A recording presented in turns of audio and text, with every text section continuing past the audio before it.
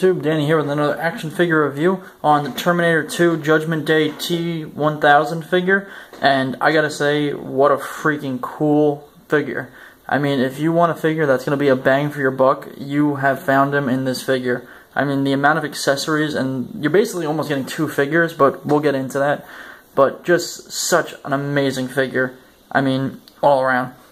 To start off, they give you so many hands to work with. I mean, you have everything from your stationary hands to your gun trigger hands.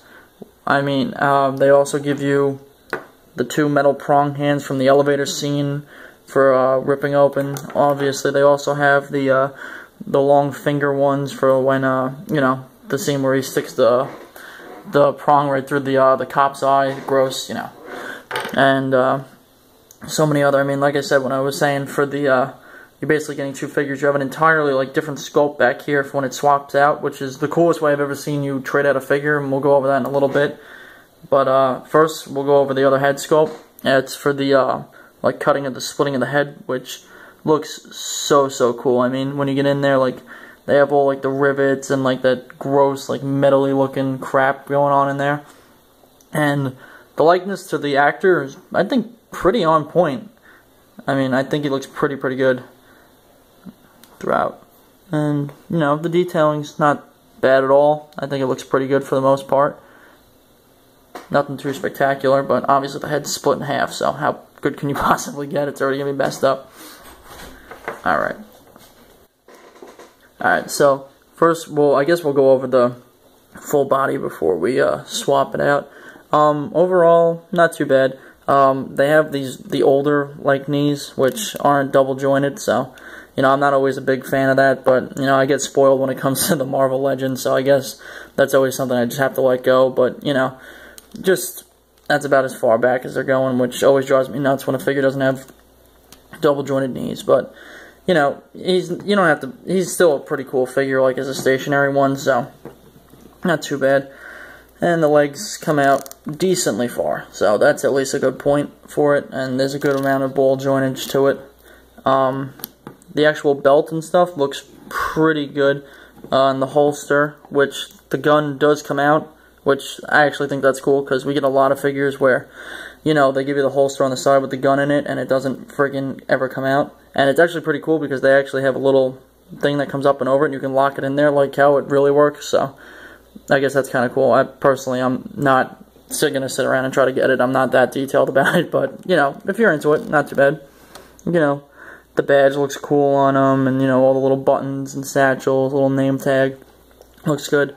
It's pretty much just a straight-up blue. There's not, a lot of, dry brushing or anything on top of it, but, you know, you really don't need that when it's such a bland, colored figure like this that it's supposed to be, so I guess for the most part it looks pretty good.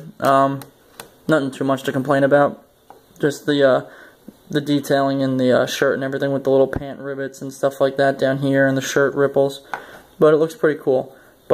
So let's go to the best feature, which is that you can take off the entire stomach and chest, which I've never seen on a figure before them ever do it, and I think it was such a creative, cool way that we now have two figures. I mean, I've never seen anything like this.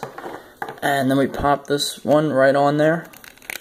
And like I said, now you basically have a totally new figure. And this one is definitely my favorite. I think that looks so cool with the bullet-ridden face with the shotgun through the head that goes straight through to the other side. I mean, the amount of detailing on that. So I guess you could say in a way that they're not having a lot of detailing on the outfit kind of makes up for it with how cool that they're making these head sculpts on it with. And the little bullet holes, the metal look on the shirt just looks so neat. It's just such a unique figure. I've never seen anything like it. Yeah. And in the back a little bit more.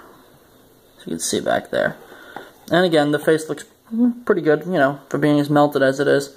Obviously this one's going to be looking the closest to it, which, again, looks pretty good, you know. The bone structure's there, and the big cleft chin, the nose. The likeness is pretty much there.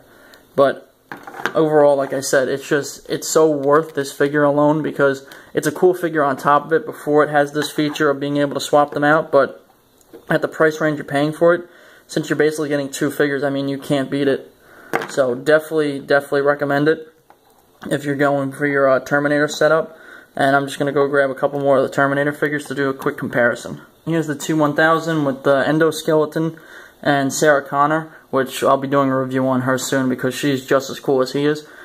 But yeah, I just think that looks so damn cool with them all together. And if you are a Terminator collector at all, or even a movie collector in any way possible with these figures, you definitely have to pick him up because he is just such a cool buy.